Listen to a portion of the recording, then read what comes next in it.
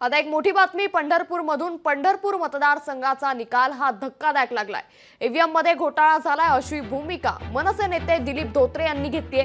याबाबत मनसेने निवडणूक निर्णय अधिकारी यांच्याकडे व्हीव्हीपॅट मधील स्लिप मोजणीची मागणी केली होती, मात्र मनसेची ही मागणी फेटाळण्यात आली। अशा परिस्थितीत मनसे आता उच्च न्यायालयात ईव्हीएम मशीन बाबत धाव घेणार असल्याची देखील माहिती समोर येतेय।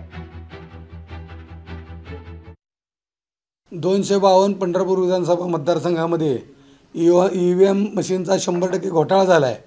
त्यामुळे मी कालच निवडणूक निर्णय अधिकाऱ्याकडे व्हीव्हीपॅट स्लिपच्या फेरमतमोजणीची त्या ठिकाणी मागणी केली होती, परंतु निवडणूक निर्णय अधिकाऱ्याने ती मागणी फेटाळली।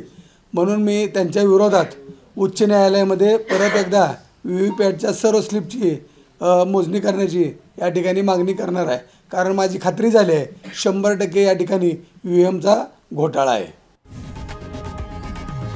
लोकशाही मराठी ऐका, पहा, जागरूक रहा।